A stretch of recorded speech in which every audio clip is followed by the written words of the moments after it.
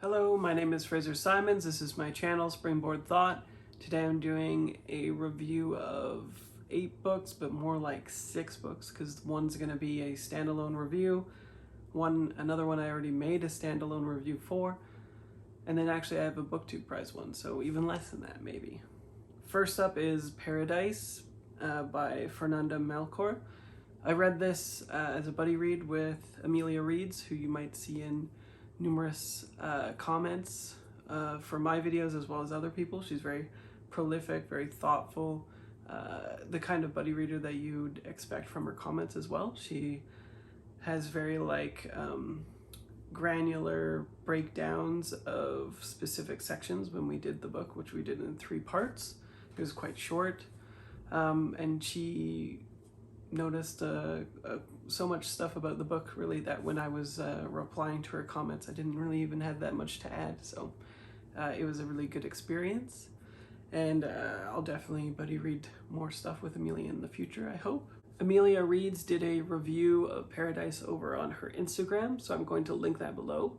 If for some reason after editing and I've posted this and I haven't added those to the bottom, please poke me so that it's there. I really want people to be able to find Amelia's reviews in her account and be able to follow her. In this book, we center on a man named Polo at intersections of socioeconomic hardship, and he is down on his luck trying to get a job, and we flit in and out of his memory, it seems like, more or less, but from an omniscient point of view, essentially. Where he is clearly worried about something spiraling, essentially, regarding a event that we are sliding towards in the narrative as it continues. Something's happened. We can glean that another boy with a derogatory name, like Fat Boy, is a part of whatever has happened. And so it's kind of mysterious. We're trying to piece together that, as well as learning about the community, the hardship that he's going through in terms of being the only breadwinner, supporting his cousin, supporting his mother, working at a gated community of rich people that have no troubles, the perceived slights of said rich people against him, and sort of his life story as well as Fat Boy's life story as well. And yeah, we just sort of continue on down the road until we learn what exactly has happened, and it's tied up quite quickly from that point on. Like the last 10 or 20 pages, I bet, from what I recall, is like the event and then the conclusion. So it is quite dense in structure. There was 10 to 14 pages worth of just walls of text, but the flow is very good. It makes up for that. But it is the one issue that I had with the book, the sticking point of this strange structural choice, because it didn't seem to fit.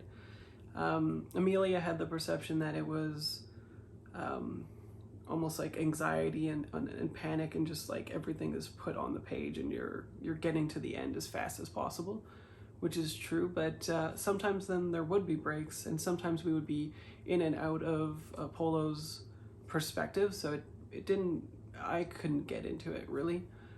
It was the one annoyance for me, I suppose.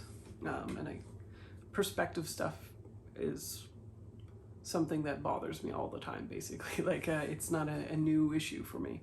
So if you don't have issues like that, like who is the narrator, how are they telling us these things, what's the perspective exactly, how's it codified, how is it communicating, if at all, thoughts about the characters, the perspective that we're in, all that kind of stuff is stuff that I think about a lot when I'm reading. So it just depends on the person, I think. It is very dark. There's a lot of toxic masculinity. These people, these boys, especially one Fat Boy, has imprinted basically on this extremely conventionally attractive, I guess, wife of a rich man and has fixated on her completely, such that it's like an object of desire that he's projecting so many qualities onto, and Polo is essentially witnessing this and not doing anything about it, and continues to make excuses for the future event that is going to occur. So there's like a pit in your stomach kind of moment when you're reading this text, and it continues to digress and devolve into, you know, the base sort of primal instincts of these people, how they are viewing their world. And it's sort of a Humbert Lolita moment as well, as Polo continues to double back on himself, and ends up being, you know, ostensibly telling us lies or obfuscations, certainly, about his world, his perceptions, what's happened in the past. So there is reiteration as well. So if you are annoyed by that, this book will probably bother you quite a bit, because they're the same events go into like 3 or 4 times, I would say. But otherwise, it's fairly simple, despite the dense structure. It's very easy to consume, I would say, like quite readable. There's no difficult vocabulary or diction being employed, but there's high specificity, there's motifs that ring throughout it. So it is a dense read in other ways, I suppose, maybe like deceptively dense, something like that, other than the walls of text. So I really enjoyed it. I gave it 4 stars, or enjoy is maybe the wrong word. I thought it was very well executed and exceeded my expectations. Then I read Tell Me I'm Worthless by Alison Rumfitt. I gave this book 4 stars. I left all the books upstairs, I just realized, so it'll just be pictures. This book was exceptional. I gave it 4 stars, exceeded my expectations as well. It's very contemporary, conversational prose. There's no real specificity, but it is brutally blunt, honest, and sort of crude, I guess you could say sometimes. It's very sexual in nature.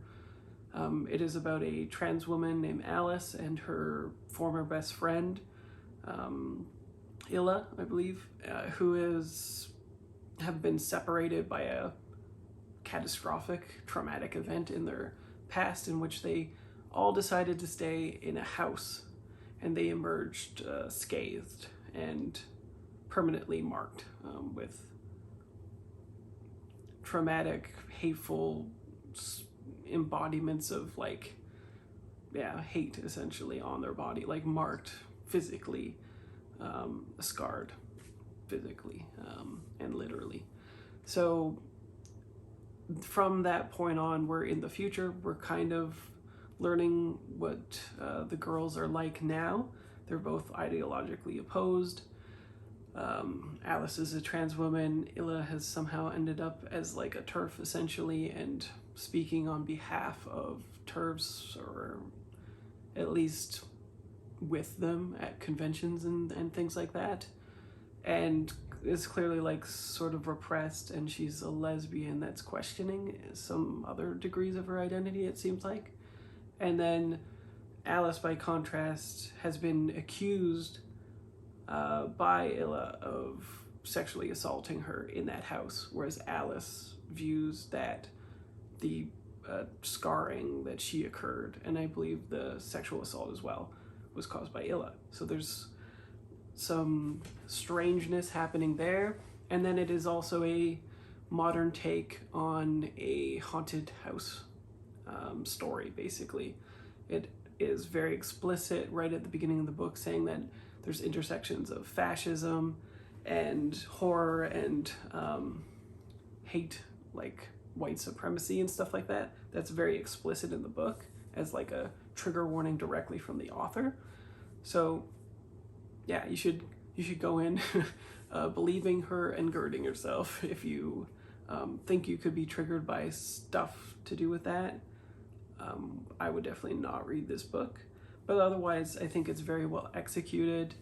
I really like the structure. We go, like I said, in the present day of them skirting, dancing around, I guess, what has happened in the house, suddenly we get like a flashback section, apparently.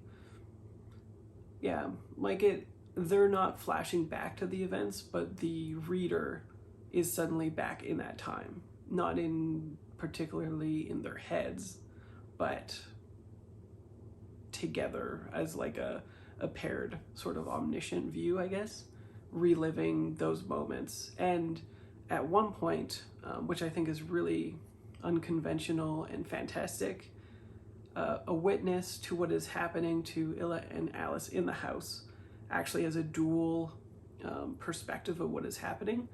She said that like in her left eye she sees one thing and in her right eye she sees another thing. And then the text breaks into 2 column with stories continuing. So if you read it straight through, it's very confusing. But if you stick to each column going to the end of the chapter, then it like makes sense. And if you do that with both of them, then you kind of get all that's happened essentially.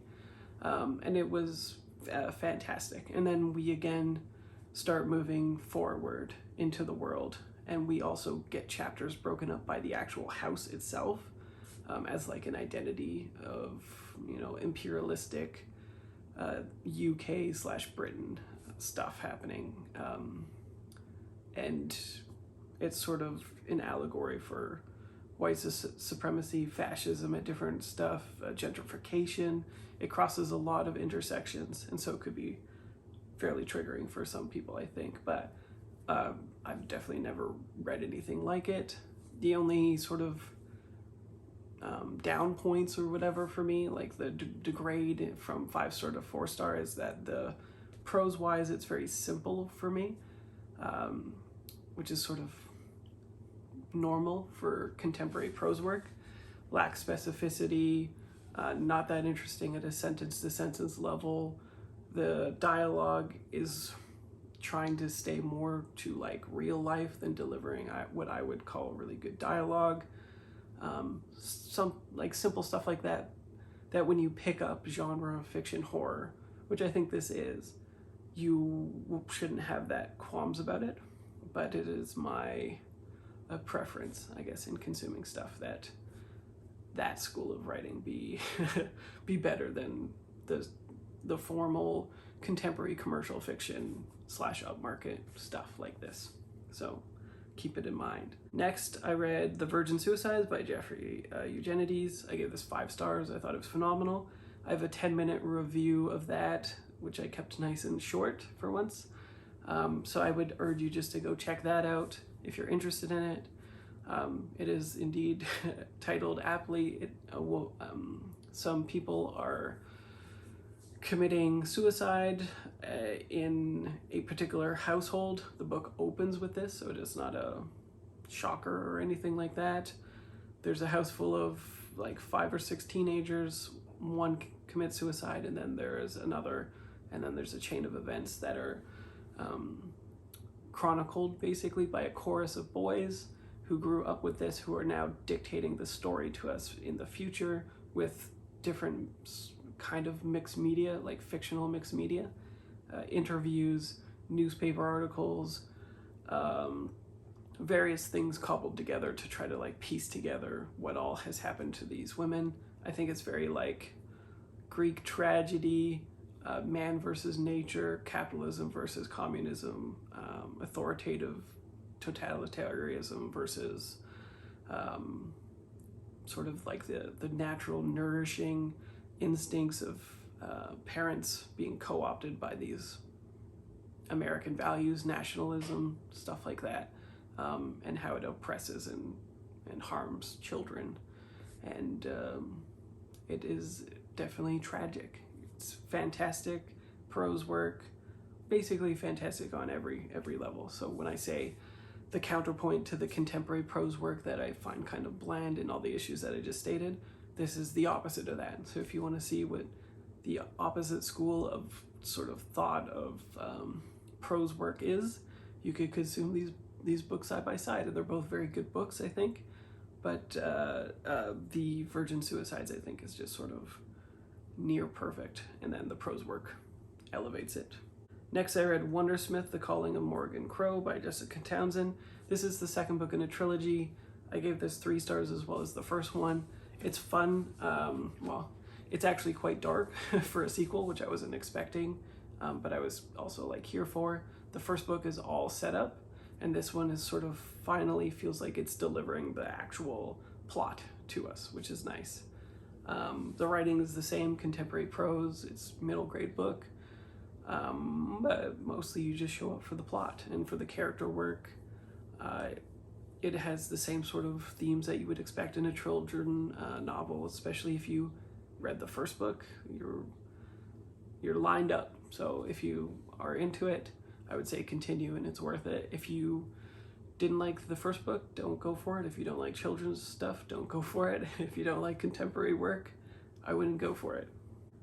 Next, I read All the Lovers in the Night by Mieko Kawakami. I gave this 4 stars. This is my first Kawakami book. I did not read Heaven or Breasts and Eggs, so I don't have, I can't judge them against each other or anything like that. But I thought this was deceptively interesting, mostly because it's about a woman who's very like static in her own life. She's clearly going through some sort of malaise, I guess. She doesn't have friends. She works a job that she doesn't particularly like, where people at her job particularly don't like her and go out of their way to like, not harass, but exclude, certainly. And so she's just sort of going through the motions, I guess. And the sort of ballsy thing, I guess, of this text is that it embodies that. So it's very low-key. It feels kind of like it's a malaise, like you're entering the malaise. When she's speaking and has dialogue with other people, it's very like not interesting, not engaging, but she will flash back to her past periodically to break up the malaise. So you kind of piece together why and how she is like that, and if it is a, I don't know, problem or not, you know, like some people are just maybe made or built like the protagonist, and I think they would be living a fine existence. So I think the difference, the sort of mystery of it, at least in the beginning, is she happy and living her life this way, or has something happened to make her sort of this way, you know, like is she boring, or is she traumatized, or is she desensitized or something? There's something that feels like it could be lurking under the skin of this person, but you don't know that for sure. And so it's very it's a book that I almost DNF'd a few times just because it did feel kind of boring. But the more that I pushed through it, so certainly by the end, because I gave it 4 stars and it exceeded my expectations, I thought that it was a really interesting way to do interiority, to embody the personality of the actual protagonist, despite it being like not the typical archetype of even a protagonist who's generally active in their own story. So there's to some degree, I think I was just impressed with taking a different tack and kind of pulling it off. But I do think, and I have seen a few people DNF the book, and I kind of am not surprised and wouldn't say it's for everybody. It is definitely readable. It flew by. It's 225 pages, I think, and it took maybe 3 hours, if that, to consume it all. So the readability and the flow contradict the sort of boringness, I guess, of the prose work, and it feels like it's sort of the anti Murakami thing, where the verisimilitude of her present day and not much happening are sort of inroads to the character work that is being done throughout the book, whether you realize it or not. And then once you actually do get the answer, it resonates throughout it.